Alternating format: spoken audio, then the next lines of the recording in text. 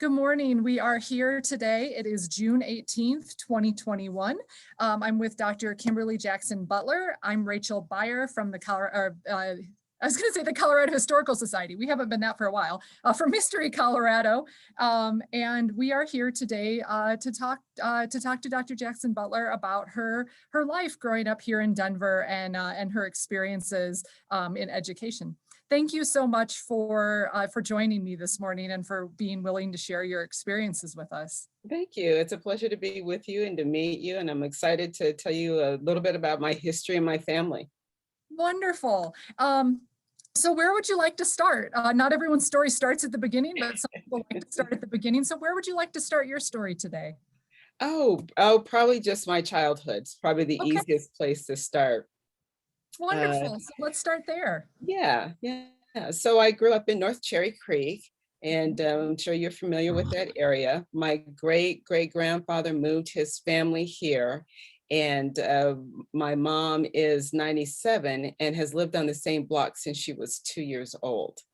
Amazing. So we've had a long history of being here in Cherry Creek. And I have two brothers. Judge Gary Jackson is my older brother, and Larry Jackson is a retired higher education administrator, and he lives in Dallas, Texas.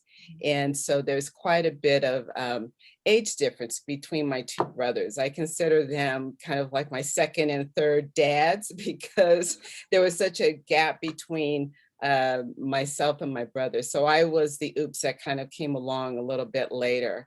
And so there's a little bit of difference between my brothers growing up and myself growing up. And part of that was, when I was first born, early on, they had already graduated from high school and started into college. Okay. So that's the gap that we have.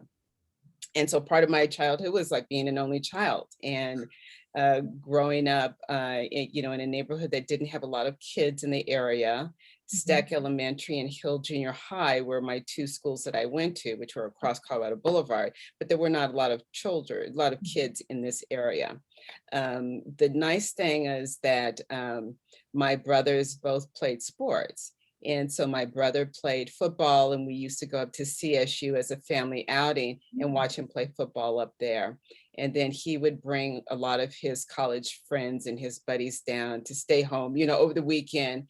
And what I remember most is they came home, brought their laundry to our house. They did their laundry, they hung out for the weekend, and then they went back up and they watched TV. And I think I was the bratty sister that kind of got in the way of everything because I wanted to be, near my brothers and to see what they were up to. But in any case, like I said, I kind of grew up like an only child, which was interesting and had a lot of perks and also a little bit of downside. I started elementary at Stack Elementary and then went to Hill Junior High. And then from there, I was in the late 70s. I was part of the busing that happened between GW and Manual and kind of the busing during that time era. Because of where I lived, I had the option, and being the only African-American family here, I had the option of going to either Manual or GW. Because of that redistricting. And I chose Manual. And it's an interesting story why I did. I had a lot of my friends that were going to GW. And I thought GW was too big. And both of my brothers went to GW and loved it. And again, that was a different time era and a different experience. And Manual was small to me. And I wanted a smaller environment. I wanted a community. I wanted to be around more African-American kids that look like me and wanted to have that experience of having teachers that look like me. So I told my mom and dad that that's what I wanted to do. And my dad wasn't very thrilled with it, to be honest with you.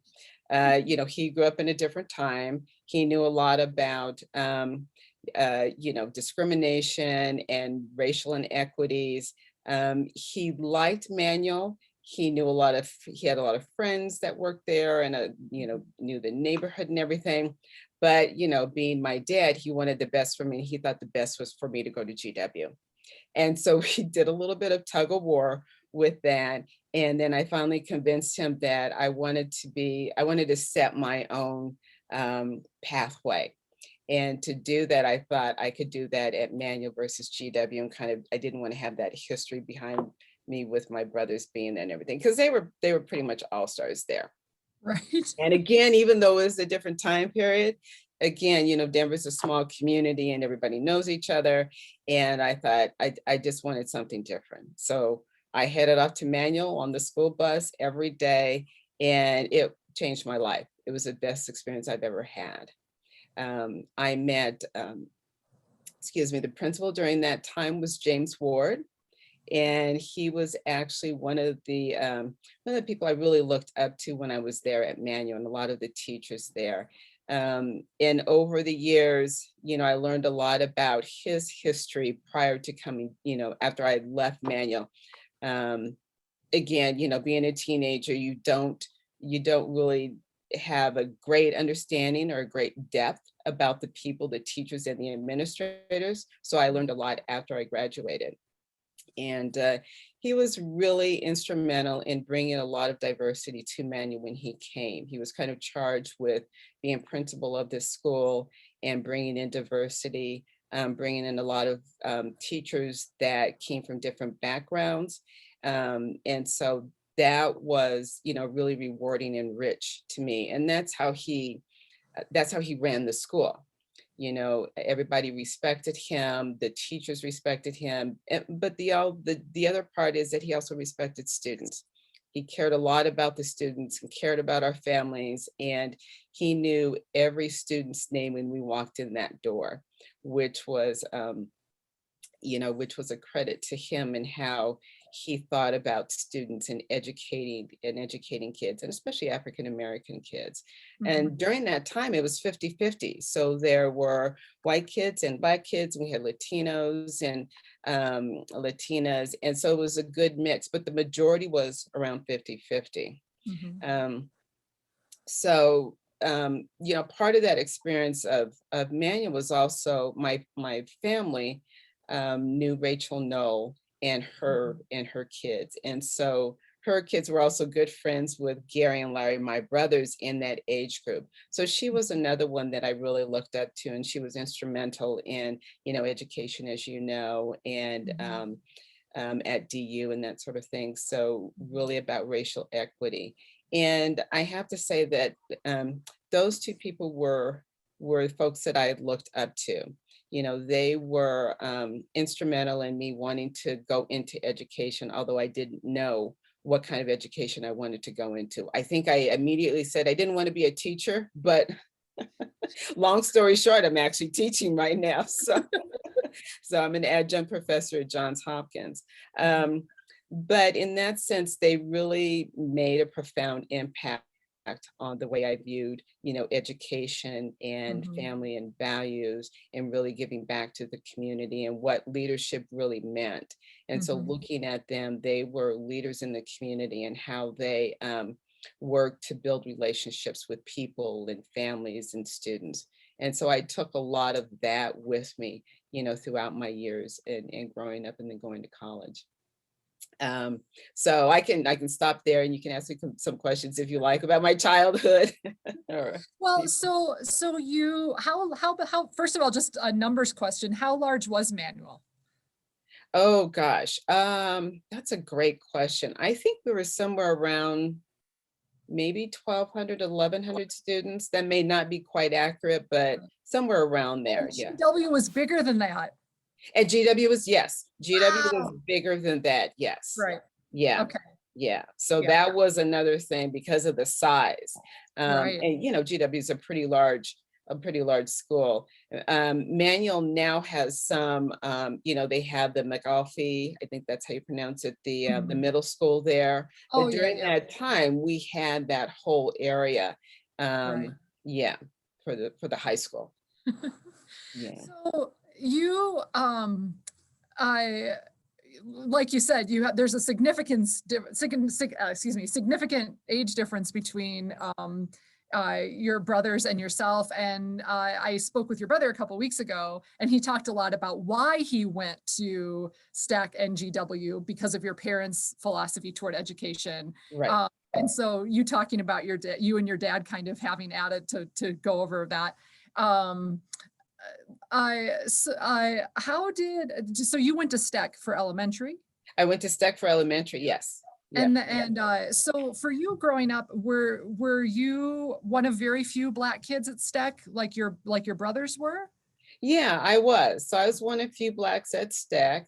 I think because the integration started at the busing started around middle school, Okay. I wasn't bused in middle school. I could just walk to Hill. So Mhm. then, part of that integration, there were more African American and more Blacks at starting at Hill Junior High when I was there. Mhm. So again, it was a good mix, but I wasn't bused there. Yeah.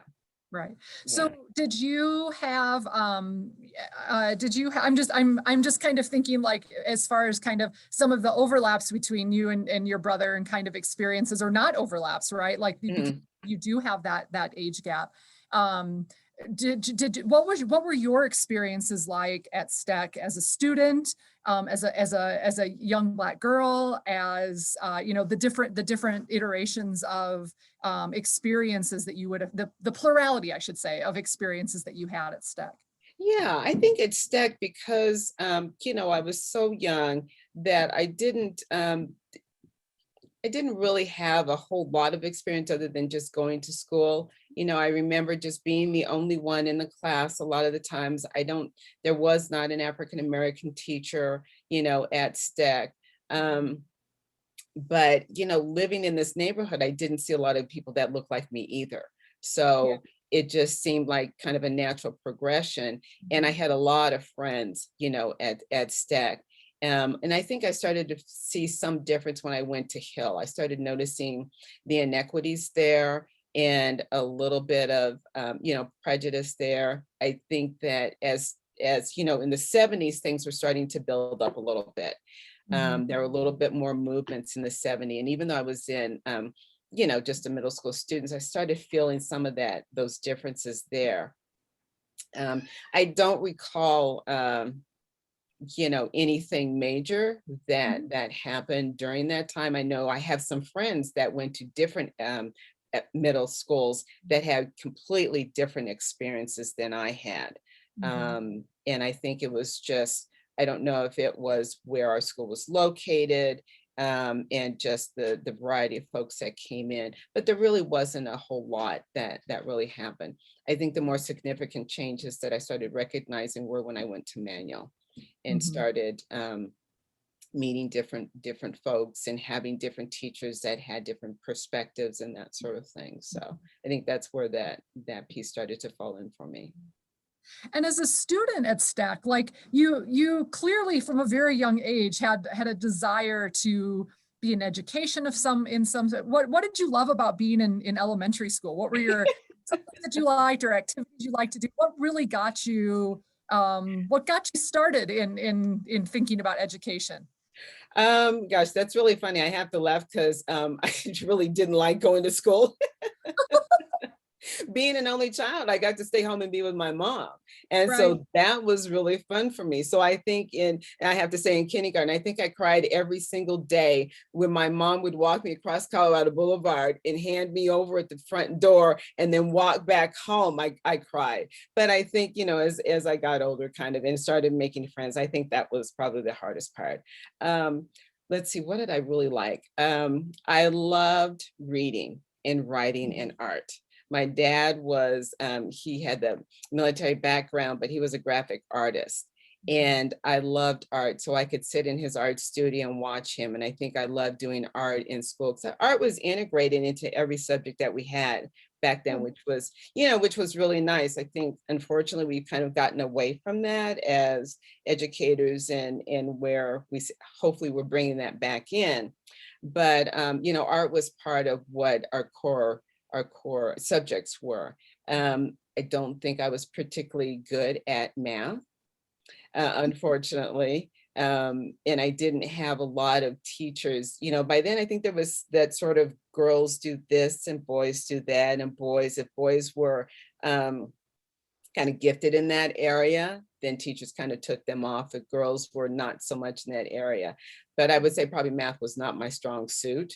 I think writing and reading and those two subjects were. And I probably started liking history more in middle school than I did elementary school. So, and again, there's, as we know, a lot of difference between the history we're now learning versus the history I learned back then. And I think a lot of the African-American history that I learned was really through my parents, because books were such a big part of our family, literature and reading and writing. And I think my parents knew that, I wasn't going to get a lot of that in school. And so they provided that extra resource for history that I now have learned about in Black history. Yeah. Outside of school, what was your social life like? Away from school? What was it like growing up? What'd you do? So the big one was my dad was a skier, and he was one of the founding members of Sippers and Sliders. The name has changed to Slippers and Sliders, because back then, my dad and his friends, that was about skiing, and then afterwards you go to the lodge and you have drinks, and that's where the Sippers and Sliders came in. But that's what we did as a family when I was younger. So winter sports, ice skating with my dad at City Park, and going skiing were the two big things that I did when I was growing up. And I wasn't, again, I didn't like summer that much, except for going to Lincoln Hills, and I'm sure we'll talk about that in a little bit, but going up skiing in Winter Park and Loveland and Vail and all those ski areas when I was younger. And my dad taught me how to ski. He bought a really tiny pair of skis to fit me, and I was 5 years old. And we had a small little hill in the front of our house, and he would put me between his legs and take me down the front of that hill. It wasn't very far, but it seemed like a big hill when I was little. And then around 7 or 8, he looked into the Eskimo ski train. And I started he put me on the ski train with a lot of other kids back then, and it went to Winter Park. And I started taking ski lessons there. And I did that until I was in high school. Yeah. And do you still ski today? I still ski, but not as much as I used to. Yeah. Yeah. I find skiing mysterious because I am not coordinated, and so I always love to hear about skiing. Yeah, it was a great experience. The other thing that my parents did as part of the Sippers and Sliders is they had a national ski summit, a Black national ski summit every year. And so my first one I went to was in Aspen. It was for my 13th birthday. And it was, I think, probably about 5 days around February. And I don't know how many people we had from across the nation, but it was a lot of people and a lot of kids. And so that was really a fun experience for me to see so many African-American men and women that were skiers, and the age range from, tiny little tots to grandparents that were in their 70s and 80s skiing. So it was really, really interesting and really exciting during that time. That's amazing. Yeah. Yeah. Did you socially, did you where were your social circles at that age? Were you socializing with friends from school, active in church, other activity? I mean, the skiing, I'm going to guess it takes up a lot of time. It did, yeah. Yeah, that took up a lot of time. What were your other social circles? Yeah, so mostly my friends from school were my social circles, and we just kind of, would do summer things during the summer, kind of hang out and have picnics and, go over to each other's house and have lunch and that sort of thing. So a lot of girl stuff. We did some biking around. It's interesting that in middle school, I had some friends that lived in Park Hill. And so I was able to ride my bike to Park Hill to meet up with them. And then we would hang out and ride to different friends' areas and hang out in the front lawn and do things like that.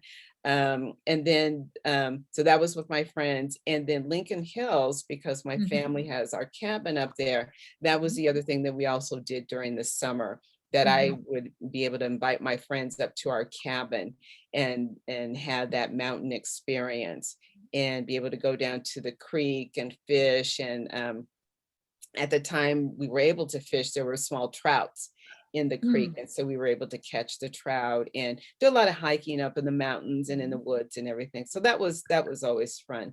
My group of friends were small, so I didn't have a huge group of friends, but those are the kind of things that we did during the summer. I wasn't as involved in church as much when I started getting older. Definitely when I was younger, it was Sunday school with my parents, probably up until maybe when my parents got divorced when I was in middle school.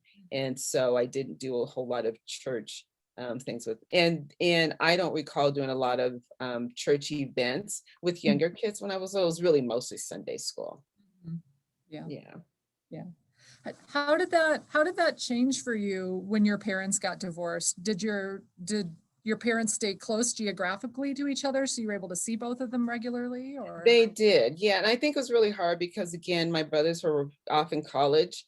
And again, I was just home. And so my dad didn't live too far from us when they got the divorce. But I think it was really hard for me because all my other friends, their parents were still together.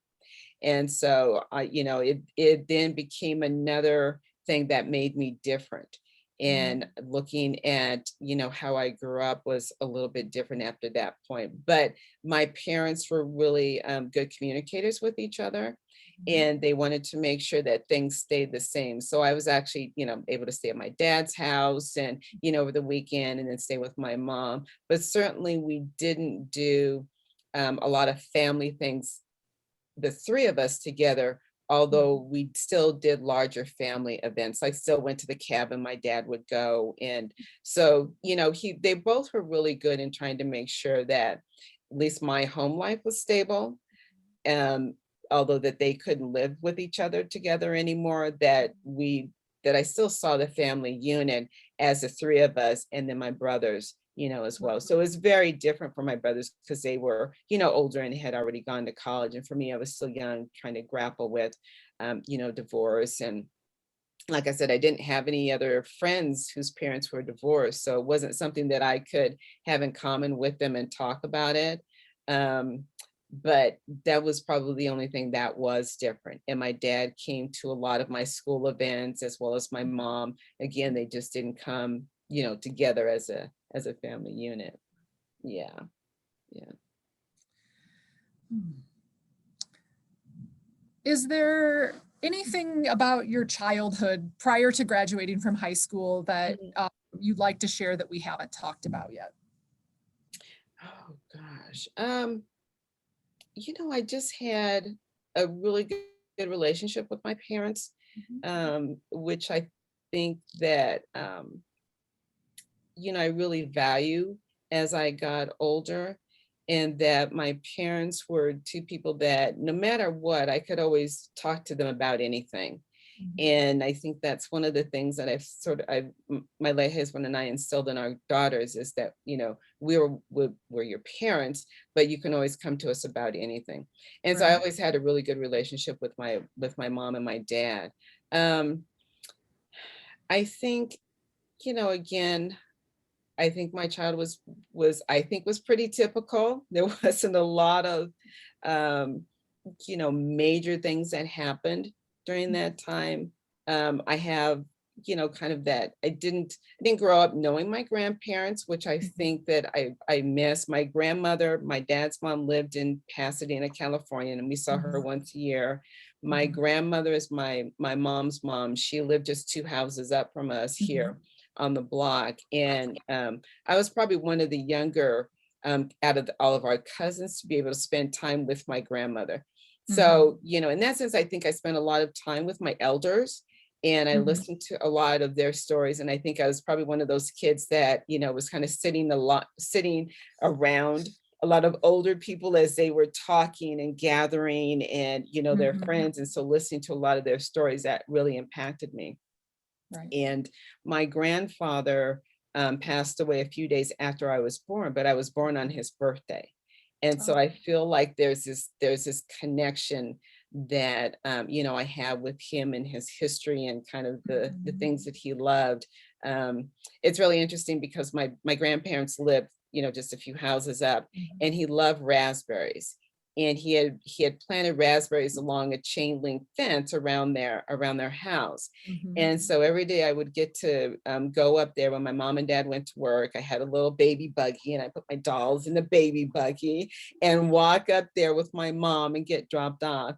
And I used to go out in the backyard and pick raspberries in Mhm. the summer. And that happens still to be my favorite fruit. I will have raspberries every single day.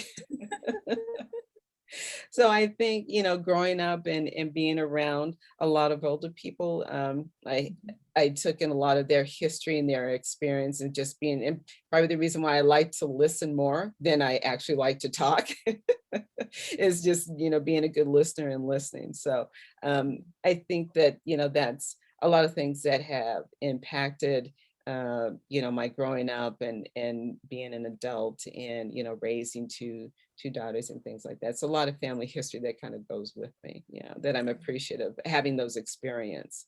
Right. Yeah. What are some of the what are some of those things that you heard in those conversations that you've carried forward with you? hmm just how different times were back Mhm. then for them. They talked about living in a different time area, experience the KKK and Mhm. racial, um, the inequities. And they also talked about what they had hoped for their future and for their families. They were always talking about what they didn't use these terms, but it was generational wealth and Mhm. owning land and owning property. And so that always kind of stuck with me as, something that was important to them that should be Mhm. important to me. So, I Mm. hung on to that and that Mhm. preservation of our history. And, Mhm. if we can write things down and interview people and, listen to their travels and collect Mhm. pictures. My family has a lot of pictures from different relatives and that go back, a number of generations. And to be able to look at those pictures and say, oh, I remember when my grandma was talking about, her brother and how they traveled and the kinds of things that they experienced as children, that Mhm. those are things that kind of stuck with me. And just hearing their stories, Mhm. which was so different. Some of my family's from Chicago and not too many from the South. So it Mhm. was a little bit different hearing from my friends' families who had that experience from their families being in the South versus some of that Midwest Chicago Right. area, that sort of thing. And I Right. think one other thing I can say is that my mom, when she was younger, she was the second oldest. And so Mhm. she used to write a lot and kept a diary probably around when she was 9 or 10. And, Mhm. and she would write in her diary. And from that diary, probably about 20 years ago, she decided to write her own book. Mhm. And so a lot of that family history came from her experiences and her family experiences into her book that she wrote. So I think Mhm. again, keeping our history alive and Mhm. writing about, our relative stories and bringing those to life and sharing that, for future generations. And then with other people, like yourself that are interested in the history that we Mhm. have here in Colorado and Denver. Absolutely. Yeah. Thank you. You're welcome. Yeah. Yeah. Um, so as you were finishing up high school and started thinking about college, Mhm. how did you go about making those decisions? How did your parents' ideas about education weigh into that, or did they at all? How did you decide kind of the direction you're going to take in that next phase of your life? Yeah, I think that, my parents were, again, being older, they certainly helped me decide on, applying to colleges, but I think I had made the decision that I wanted to stay in state and go up to Boulder. Even though I had applied to different schools, I didn't think I was quite ready to leave the nest yet. I still want to be close to my family. So I decided to go up to Boulder. And I think there I started really thinking about, what I wanted to major in. And again, I knew I didn't want to be a classroom teacher, but I enjoyed listening to people. I enjoyed helping. I liked the leadership aspect of it. And so I went into psychology. And from there, I thought, oh, I would love to be a psychiatrist. Except then I realized there was medical school and all the things that you have to do. And I thought, yeah, I'm not a good test taker, to be honest with you. And so I didn't think that was probably, a good avenue for me to go. And, the other thing, I didn't really talk to a lot of counselors that were supportive in that. So I didn't have a really good college counselor that I could go to and say, hey, I'm really interested in psychiatry. What would I have to do? Would I be a good student? All those things. And so I decided psychology. I loved that. I loved understanding how the brain works and counseling and working with people. So I said, okay, this is something that I really, really loved. And so that's what I majored in college.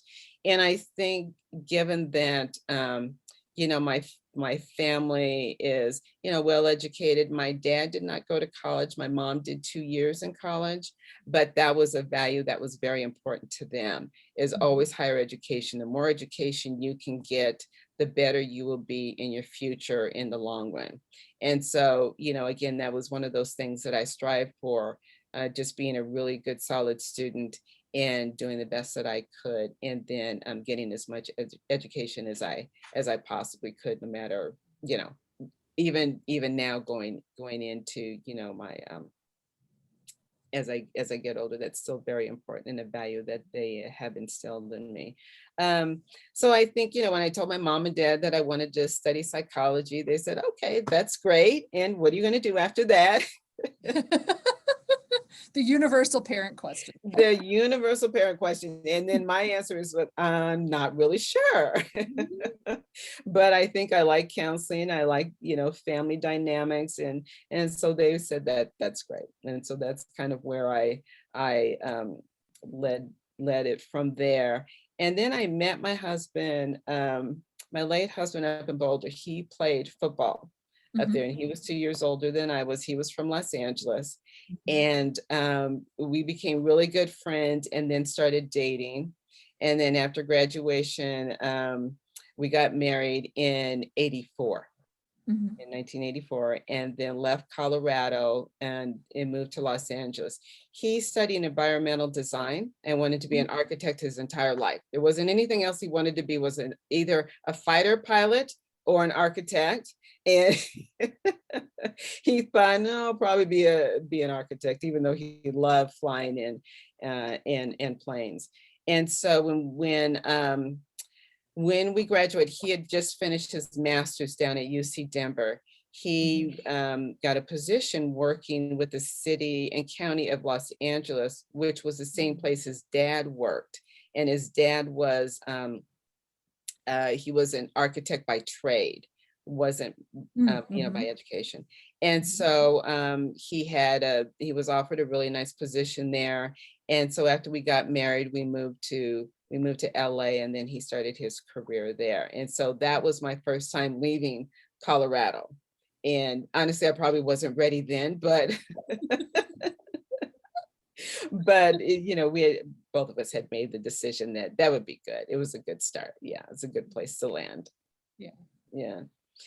So then, once you left the state, what did you did you start working when you got there? What was the occupation or profession that you actually went into with that degree, and how did that go for you? Yeah, so my mother-in-law was a professor, and she had worked a little bit at USC.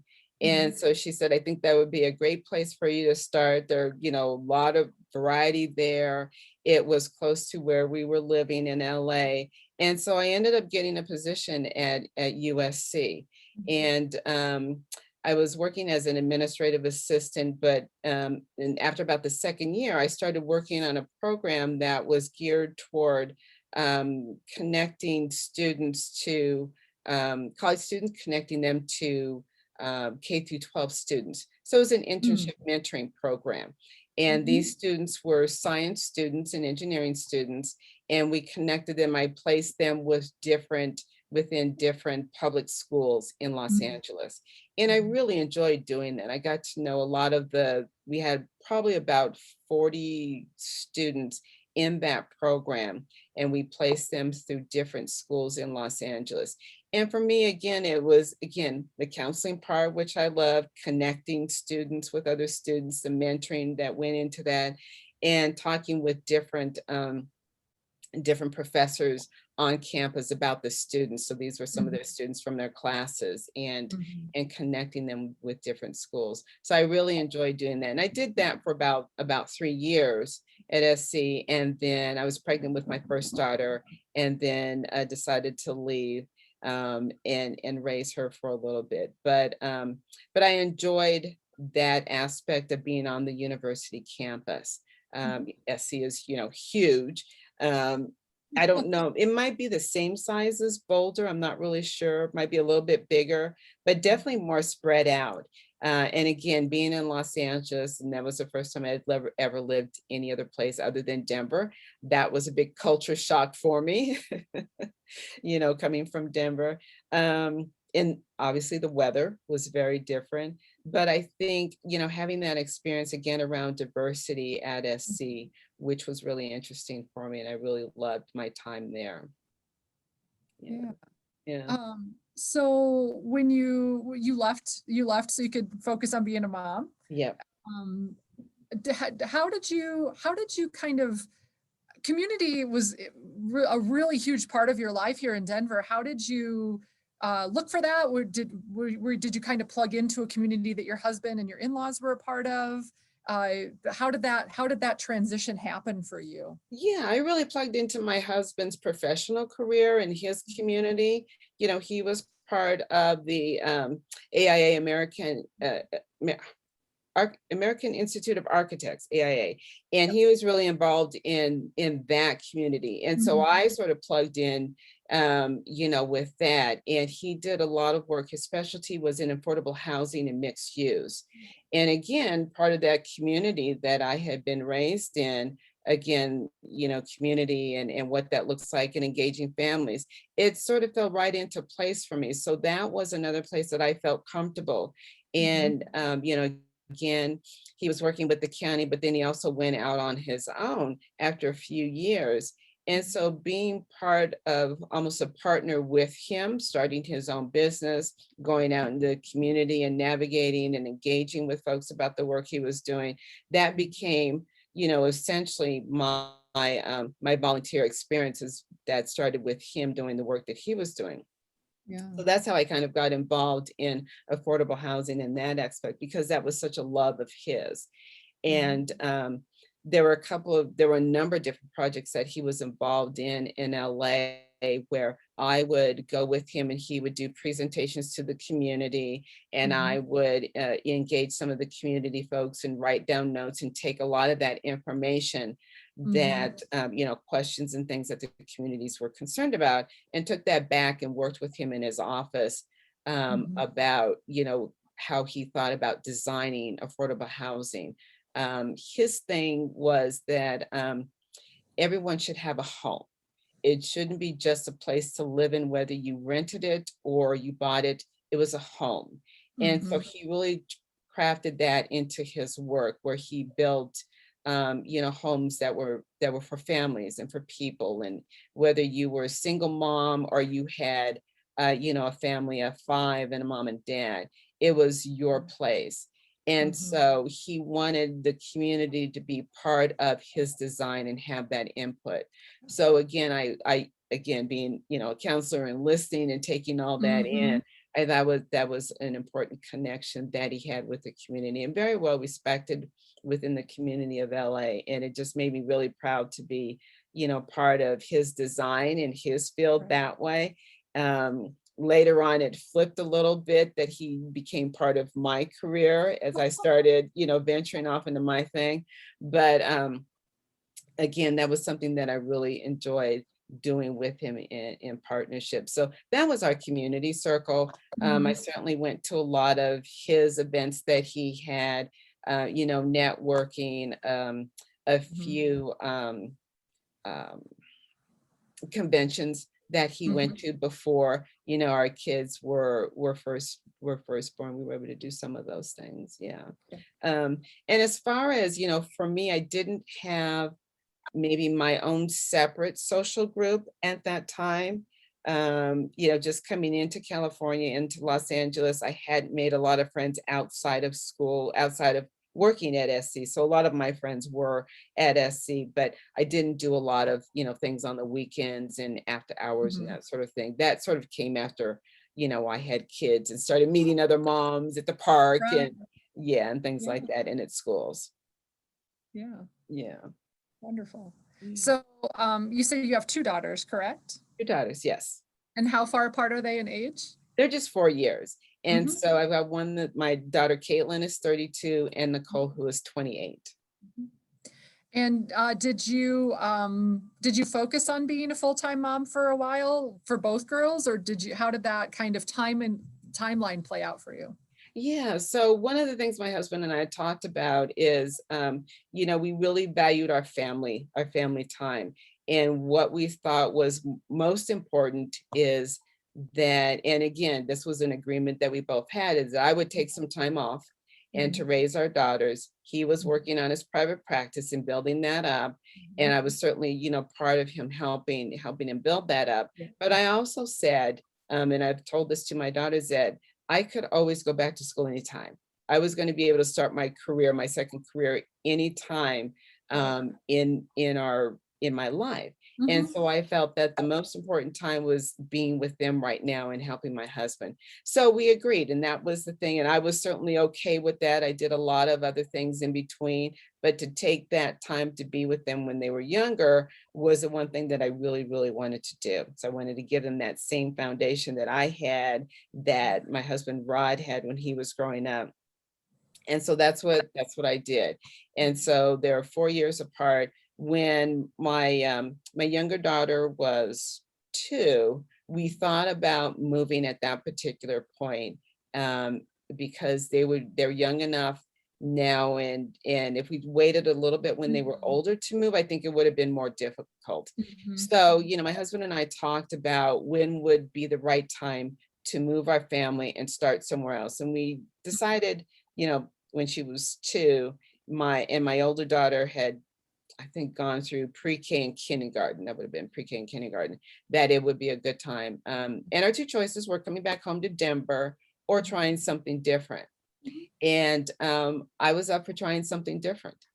And so we looked at places in Northern California and then Washington State. My husband had a really good friend in Washington State. We went up there a couple of times, looked at it. I fell in love with it. He fell in love with it. And then we decided to make that move.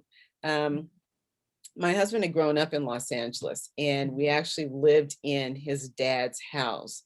And so this was a house that he grew up in. And so everything was familiar to him, and obviously it was new to me, but very familiar to him. But he wanted to try something different. And for his career, he was able to have, a good amount of clients in Los Angeles, but also wanted to break out and have some clients in Washington State and Bellevue, Washington.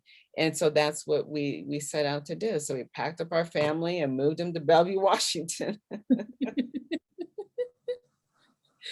now at this point, you're both in a new environment that's familiar to either of you. Yeah.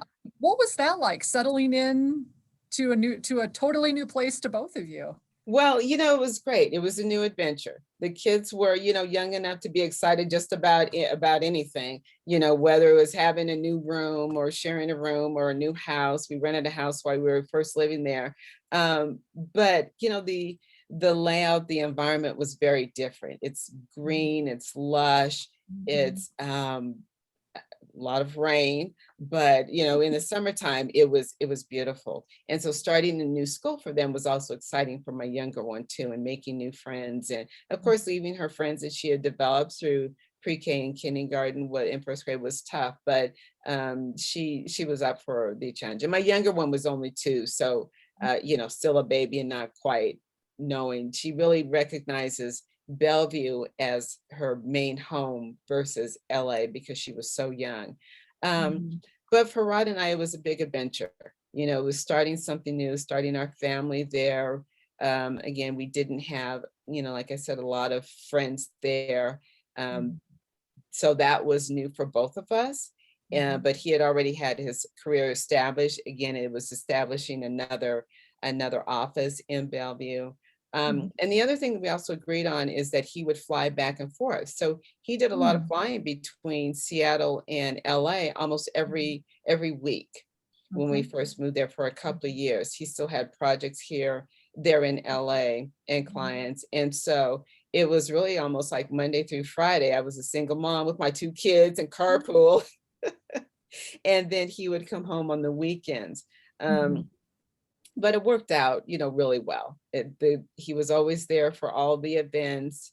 Mhm. We always planned around school events like, parent teacher conference or field day, Mhm. any of those events that the kids were doing or Caitlin was doing, that he was there for those. I can't think of one that he actually missed, to be honest Mhm. with you. Um, yeah, yeah. So then, were your first networks of community in Washington, were those um, mom networks, school networks? Yeah, so those were mom networks, and definitely school networks. So both of the girls, well, my younger one started out in independent school in Mhm. Seattle, and so that's where I sort of crafted my network of parents and families there, and it kind of grew, out of friendships and professional relationships from there. And then my older one also, I'm sorry, my younger one then went there when she started in kindergarten there. um, when both of them were in school. And at this time, my husband wasn't flying back and forth as much. He was pretty much, in Seattle working. I started doing counseling. So I had a private practice in counseling that I could do part-time and had an office, which worked really well. So I did that in between while the girls were going to school. And then I would get off and do carpool and shared carpool with some other families. So that was, again, I think when I started working on my career at that point. Mhm. And it was, pretty calculated. I started out, just a few hours a day, like I said, in Mhm. between their schedule in school. Mhm. Definitely after school, we did all the after school activities and that sort of thing. And one Saturday a month, I would have office hours for folks that couldn't meet me, Mhm. during the week. So I did that on Saturdays, which worked out really well. And then a position opened up in my daughter's independent school, and it was a quarter time position. Mhm. Which again, I could craft those hours to be there when I dropped Yep. them off at school, then I'd go to my office, and then I could leave, shortly after, depending on how I crafted the hours, just a quarter Mhm. time position. And then that position built into a full-time position over a number of years. And I actually had a long career at that independent school. So I was there 18 years. Mhm. When my older daughter was in 8th grade, and my Mhm. younger daughter was in, I believe would have been 4th grade at that particular point, we decided that it was time to move them. So we looked at different schools for both of them. Mhm. Um, Partly because it was, a private independent school. It was very different than what I grew up with. I grew up in public school. Mhm. My husband grew up in Catholic school. So he went to Okay. an all Mhm. boys Jesuit school. It was Mhm. Loyola High School in Okay. LA. Yep. And that was his upbringing. And Mhm. he really wanted that foundation for both of the girls, that whether it was Catholic or Jesuit, but some sort of, uh, just that background that he had experienced in high Mhm. school that he thought was really important. And I absolutely agree with him. I saw the value in it when we talked about the differences between my public school experience and his, private school experience. Mhm. And for the girls, the reason why we chose the private school there is it had a lot of the benefits of education that both of us were looking for. Those, again, those same values that we wanted our daughters to have, and that exposure to education and different, um, different curriculums and different teachers. Mhm. And I think by the time my daughter had reached the end of her middle school years, we thought we needed to broaden that experience. Mm. Again, that was Mhm. a small community. Again, she was probably one of few African American girls in that Mhm. independent school. And so again, broadening her experience with other kids that look like her and other teachers that look like her. Mhm. So we chose Holy Names Academy, which was a private, independent, all girls high school and Mhm. Jesuit. I'm sorry, Catholic. Mhm. And my daughter, Caitlin, was a little bit hesitant about it. We did a couple of trips over there, and it wasn't too far. It was in LA from her other high school. But she will say that the minute she started talking with the girls, all the stigma and all the biases she thought about a Catholic school went right out the door, because she said that these girls were fun and exciting and educated, and they were doing a lot of different things, and the teachers were young and inspiring, and it reminded me of the things that I had talked about in my high school, Mhm. having that, and also with Rod's experience. And so she landed there. And then my younger daughter went to St. Joe's, which is the connecting middle school into the high school. And then when she graduated from St. Joe's, then she went to Holy Names as well. Mhm. And I think again, there was another connection. Even though I was still working at the independent school where I was, I had their high school connection there and their middle school connection, where I also developed more friendships there, Mhm. more again, probably my side of my professional experience, where I worked with a lot of folks there, being mother of a high schooler and doing all those Mhm. different things and volunteering experience, and I was on the parent board and did things with the girls when they were at Mhm. that point in their life. And then again, Rod was still focused on affordable housing. Mhm. um, and I always like to say my triangle in that is that with architecture, affordable housing, again, I did in the leadership, and then I also had my volunteer career in the social aspect of it. So certainly with the kids in high schools, but then also parent boards. And then I started getting Mhm. involved in different leadership boards outside of school and work, and Mhm. did some things there that Mhm. I probably sent you in my resume that that Mhm. that you have. Yeah.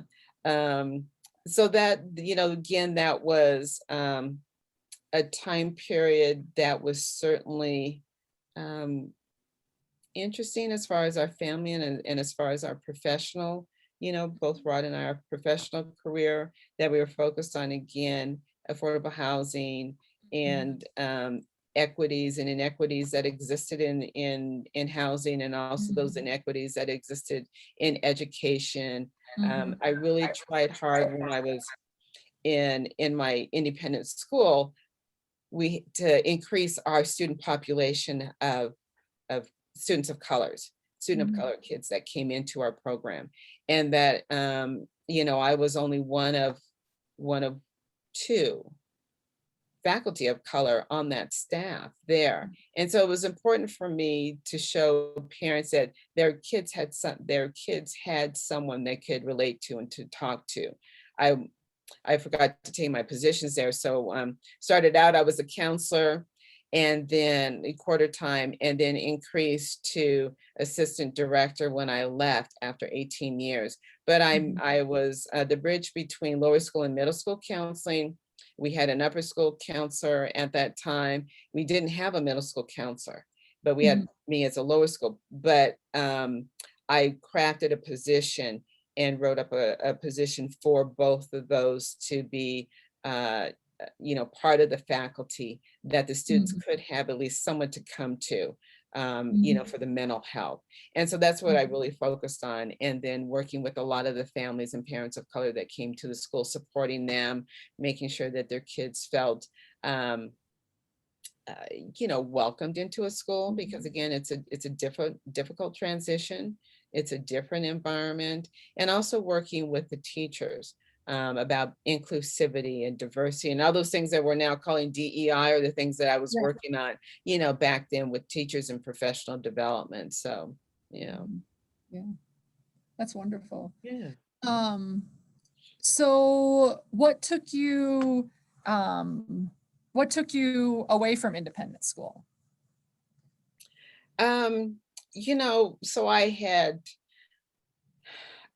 I knew that close to my age, about around 16 or 17 years, I knew I had gone about as far as I could go with independent schools. I was, like I said, the assistant director at that particular point, and I really wanted to make a change. So prior, about 8 or 9 years prior to that, I had started looking at different doctoral programs. Mhm. And I knew that I needed something where that I could do part-time, Mhm. whether that was online or during the summers, Mhm. and really looking to, again, build up my education and really my next part of my professional career, what I wanted that to look like. Mhm. I love my independent work. I loved working with the students and the families and the faculty, but I knew I really wanted to move on from that at a certain point. Mhm. So in between then, I started looking for schools, and I found Johns Hopkins. They had Mhm. developed an online program. I think they got certified in 2012, Mhm. and it was an EDD program. So it was a Mhm. 4-year online, and we had summer residency where we'd stay for a week. Mhm. But you finished out your dissertation within 7 years, but they really Mhm. wanted you to do it in 4. So it was a applicable dissertation. So while I was working, I was able to go to school and Mhm. work online and apply my experiences to my dissertation, and then after 4 years, graduate. And I figured after Mhm. 4 years, I could then make that decision to leave my independent schoolwork and then go off and do, something different. I wasn't sure at that time what that something different was, but I knew I was looking for something. Um, and it's going to seem like I'm jumping around a little bit, but it's going to make sense. Mhm. So I mentioned my late husband. He was instrumental in me, wanting to go back to school. That was, he said, it's your time. Now is your time. The girls are older. We can make this work, whatever you want to do. And so I found that program at Johns Hopkins, and I applied in, and I got in. Mhm. That same year, he was diagnosed with cancer. Mhm. And so, I thought, I don't know how things are going to end up. I don't know, where we're going to go. And he said, you're going to go to school and we're going to figure this out. Cancer is not going to rule our life. We're going to continue with our life, and just we'll figure it out as we go. Mhm. And so we did. And so I started that program in September. He Mhm. took the first trip out with me to Baltimore for the summer residency. And I think it was about 5 days. And we stayed out there and met the faculty. I met, my cohort of people, that I would, we were first, all brought together. There were, I think, about 150 of us total. And then Mhm. at the very end, about 75 of us graduating from that first class, and Mhm. all said and done.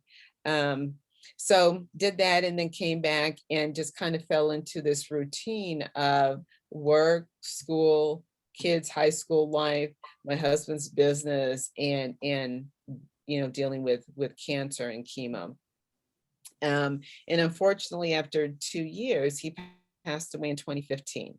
So it was right in between when, I was about halfway through. So I hadn't defended. I didn't do my proposal defense. Mhm. I just started in working on those two pieces when he passed away. And so, I decided that I needed to finish. And Mhm. I was offered to take some time off, from work and Mhm. certainly from school, having a couple of weeks of bereavement period. But Mm. I didn't feel that I had to go on. I just had to do it. It was something that I just had to do. I didn't know anything different, but I needed to finish and I needed to do that for him and Right. for us. So Right. I continued on and graduated in 2016 with that. So it was actually a year later. And then went back to was still working, and Mhm. after about 3 or 4 months I decided that that was it, that was going to be the end. Yeah. I needed to make a decision, Mhm. kind of for my family and mental health, that um that was going to be the end of my career at that independent school. And honestly, it was a good time for that decision. I was Mhm. ready. I had finished my dissertation. I had graduated. I had achieved what I wanted to achieve. I didn't get to do that, in body with my husband, but I know in spirit that he was there. The other thing that happened is I lost my dad that same year. And so I had two major deaths, that we were all kind of experienced with the loss of my dad and with Rod, and and helping the girls kind of go through this process. Mhm. So then that's when I took some time off after Mhm. graduation and after leaving that independent school. Um, and again, I wasn't sure what I was going to do. And Mhm. I had talked to my daughters about, what if I moved back home, Mhm. moved back to Denver. Mhm. And that would be the only place that I would want to live, Right. is to, if I'm going to be without him, then I want to go back to Denver. Um, my older daughter was still thinking about graduate school, and she had gotten engaged during that time. And Mhm. so her extended family with her fiance was still in Washington State. Mhm. My younger had finished up a master's degree program online in business and entrepreneurial, and she thought she would maybe like to come, to Denver and move with me. Mhm. So I moved and stayed out here for a year, moved back into my childhood home, the home that Rod redesigned. And then she was going to come out a year later. And so that's how I kind of made the decision to come back home Yeah. after all these years. And it made sense. It wasn't an easy transition, Right. because that was the first time that our family unit had been separated. Both of the girls went to UW, for Mhm. college. They never went out of state, and we were always there together. So that was the first time that we had been separated. And I know that's a little unusual for families. Kids kind of go off and go to college and then come back. But we had always kind of been together through all these Right. years. Yeah, Mhm. yeah. So did your daughter come out and join you then in She Denver? did. She did. She came out a year later. She joined me. She's here now. We've got 3 generations, in the house, which is nice. It really is nice. And it's did I mention that Rod redesigned our house? You just briefly mentioned it just Okay. now. Uh, Tell me about that. Okay. So I knew I was forgetting something in that that history part. So Rod being the architect, and Gary and Regina, still living in Denver, wanted to move back to Cherry Creek. And Mhm. so the way when my dad bought this property, he bought a large lot, Mhm. and he knew that he wanted to design a duplex. So it really was 2 homes on one lot. So, Mhm. back in the late 50s, my dad purchased this land. Again, this was land that was essentially the city dump, in Denver, and that Blacks could buy property here. And so he bought the 2 lots, decided to build a home here for our family prior to me. And then, we would again, his idea was that my mom would still be close to her family, her parents, because they lived just 2 houses down. And again, that was my great grandfather's idea of buying property here, having the family, close together. But my mom was the only one that really wanted to be in Cherry Creek. And so Mhm. that's them. Then my dad bought property, and he designed two duplexes. So one level, two duplexes. He rented out one unit for income, and then we lived in the other unit. So when Gary and Regina were wanting to move back into Cherry Creek, they proposed the idea to Rod to redevelop, redesign two brand new townhomes. And so this home that we're in now is still the same house the same lot, but one of the first to be redeveloped in this area. And that was probably in the early, let's see, late 80s, early 90s, late 80s, early 90s. Yeah. So both the girls would have been really young. And so that's how that happened. So redesigned a beautiful new townhome for both my mom and for my brother and his wife. And so that's how my mom was still living here, still at 97. And then to the home that I then moved back, that I helped Rod design for my mom. And so it feels like, again, it feels like home. So again, the only place that I would feel comfortable in moving back again would be in the house that he designed and built. Yeah. Oh, that's wonderful. Yeah, just kind of the house wrapped around you. The house wrapped around me. Yeah. And it has a lot of elements that he put in, the things that he liked, but also designing it for my mom, and what she would like. And it was really sweet because my husband was really close to my dad, and they had a really good relationship. And he had asked my dad to, because he was an artist, to design some tiles that he would put on the outside of the house as accent pieces. And so that's what he did, because he still wanted my dad, even though my dad had given the house to my mom when they divorced, that he still wanted my dad to have a connection with this home, that again, it wouldn't have happened if my dad hadn't bought property here. So wanting him to be part of that. And certainly when the construction was going on, you could see my dad and Rod here looking at the construction. They'd walk around together, and he really made my dad part of that, which he really loved doing. And they had a really good relationship. That's wonderful. Yeah. So how has been coming back to Denver for you and getting reestablishing community ties or establishing new community ties? How's that been for you?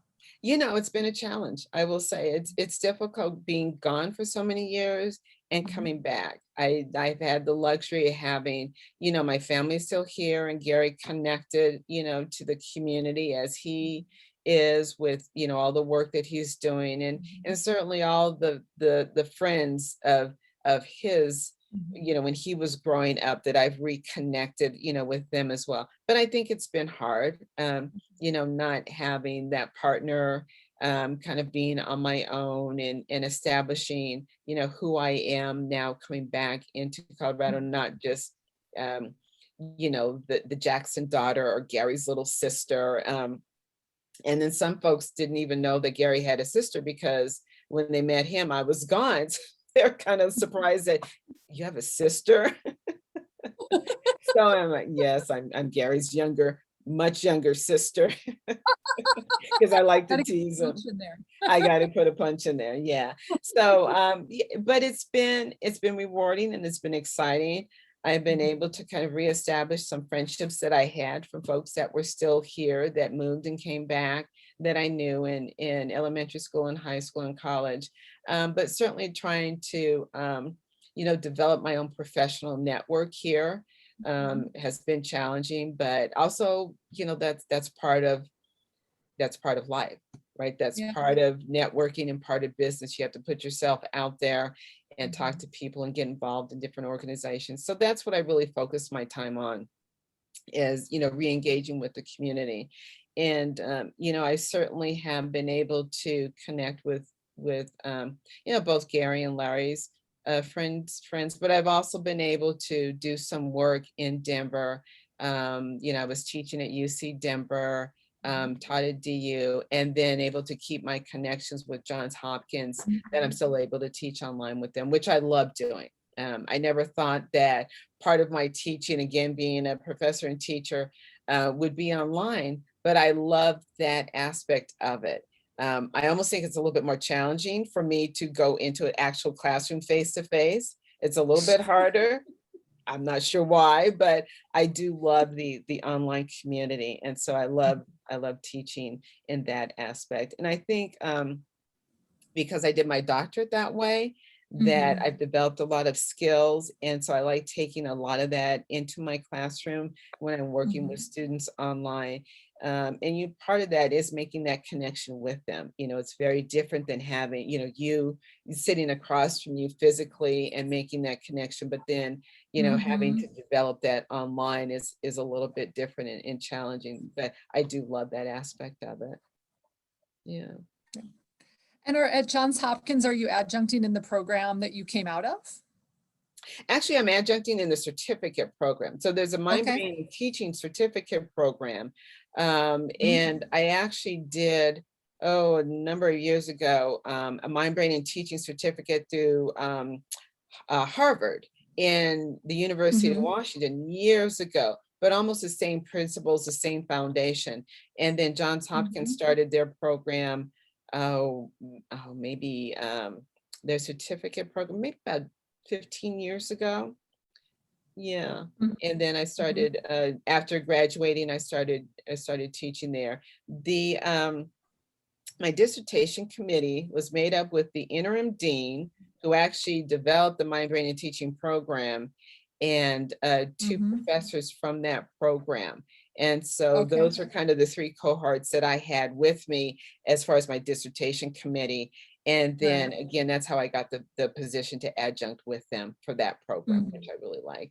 Um, Yeah. Last year, I was able to teach international students. So I had two classes of Chinese students back in China and teaching the mind, brain, and teaching certificate program to those students, which was really interesting. And because of the pandemic, they would have Mhm. been in Baltimore, but they had Okay. to stay in China. And so they needed Mm. an extra, adjunct to come in and fill in for them because that wasn't part of their program to design it online.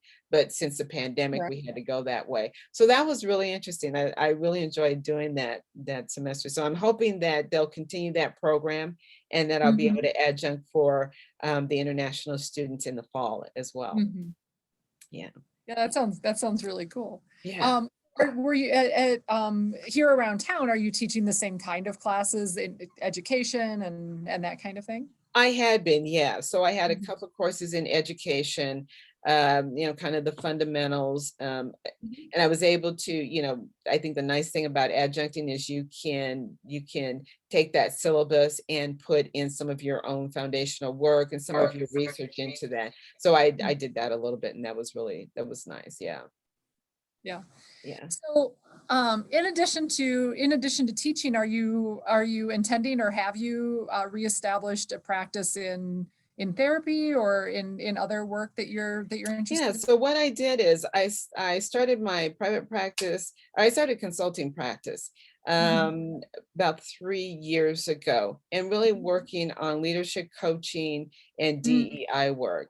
And so Mhm. my dissertation focus was on essentially blending in the neuroscience principles about understanding how students learn in various environments and Mhm. helping teachers give them the skills that they need to work with diverse populations. That was essentially Mhm. my dissertation, that I Mhm. then folded that into coaching, leadership coaching, and DEI work. Mhm. So I decided that that's what I was going to do with my consulting and really work with nonprofits and leaders working in areas of strategic planning around diversity, equity, inclusion, and Mhm. retention, and whether that was in school or in private practice or business. Yeah, so that's what I've been focused on doing now. And, taking that research, I think what's different for me is that part of, understanding that we all have different beliefs and we Mhm. have different biases, and Mhm. how those biases play into our decisions, whether you're a Mhm. manager or a leader, Mhm. CEO, and where that comes from. So providing that science behind how our brain operates, Mhm. how we see people, how we make decisions, the things that we say, the things that we do. And part of that is our own personal and professional experiences. Mhm. Those play into the decisions about the beliefs that we have about people and about our employees. And so that's the kind of, information that I bring in the work that I do around DEI. Mhm. Yeah, Very cool. yeah, yeah. Hmm. So what do you think, like, so you lived outside of Denver for much of your adulthood. Mhm. Um, Coming back to Denver, you have the history here, but you also have an outsider's eye to what's going on in Denver. Mm. Um, what I guess this is, sorry, it's kind of a nebulous question. My brain's trying to form it. Mhm. Uh, but so what is your take on current Denver these days? Yeah, that's an interesting one. It's very different again from when I left, although there are still some similarities. I think that, as far as education, I think we're still trying to figure out how to do right for kids. I Mhm. think we're still trying to figure out the best formula for educating all students. Mhm. Certainly times have changed and we have different, perspectives that come into that. But I think that we've lost part of that community, part of that history, part of understanding parent dynamics and getting Mhm. parents engaged is challenging. Mhm. And I see um, education for a lot of students changing because I think it was so focused on graduating high school, going to college, getting a degree. Mhm. And we know that um, that's not the only pathway to success. That's not the only pathway to education. There are other Mhm. ways to bring education into the four walls, that we know. Mhm. I think we need to look at experiential education. So Mhm. experiences outside of the classroom, how Mhm. those can impact students' education and how they view their future. What's interesting is, manual back then, back in the 50s and I think 60s, it was a trade school. Mhm. And that's what it started out to be. And, trade schools now, the words have changed, and we're Mhm. really looking at computerization, Mhm. anything UX design, anything related to the digital media that you don't Mhm. necessarily have to go to 4-year college to get. You can Yeah. do this education other ways. So I think we are at this pivotal point where we're looking at how to make education slightly different, reimagining education for our students, because we know Mhm. the economy is changing, because we know 20, 30 years down the line, it's going to look much different for, kids right now. And I think that's the challenge here. I think that we're moving towards building, schools better from the ground up again. We're getting teachers that have different experiences that are able to bring their Mhm. experiences in that education into the classroom. But again, I think where we still lack in Colorado and in Denver are teachers of color, Mhm. and I disagree that it's hard to find teachers of color. I really disagree with that because I think we can and we do, and they are there. It Mhm. is how we recruit. It is how we bring them into different schools and we Mhm. support them.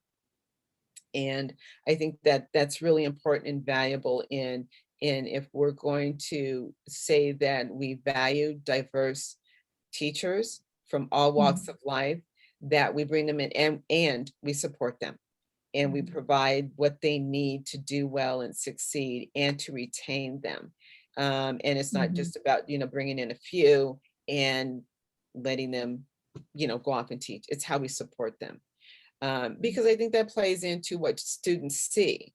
They see the value in having teachers that look like them, that are different from them, that have different experiences, but teachers that engage with them, that care about them, They care about their families, their extended families, their life, their experiences.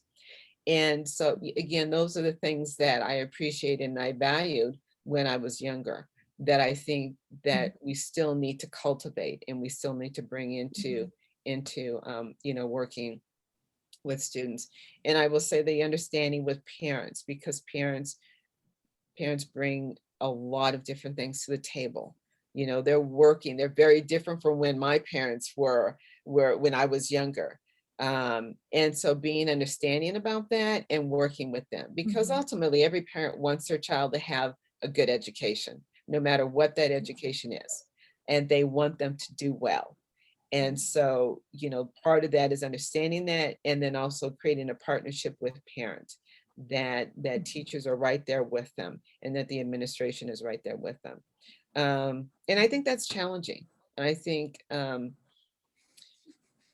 I just think that's challenge, but I think, we continue to do what we can do. We continue to look at the administration and hold people accountable.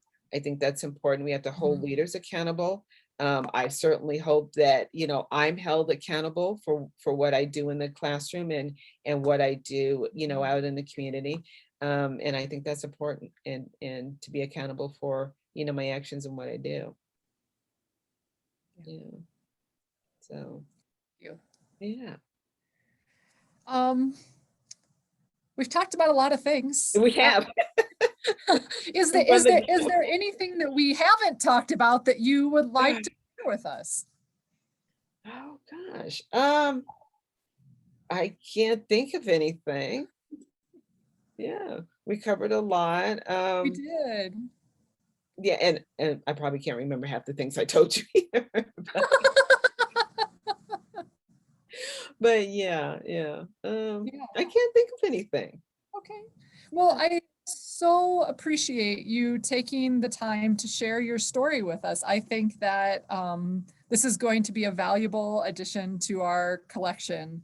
And I'll send you details of kind of what the next steps are in an email.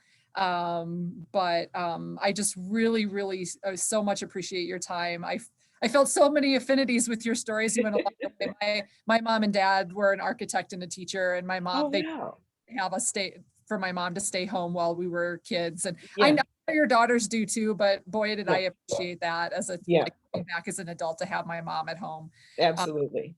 And also I conceive myself as an educator, kind of broadly writ. So I feel all of that, that you're from in your story. And I just so appreciate you sharing it with me. And then also with us, with the greater community of Coloradans who will be able to listen to your story and learn from it. So I really Oh, thank you. That's great. I kind of thought maybe you were sensing some things that were similar. I think you were acknowledging some things. So that's great. That's great to know. Yeah.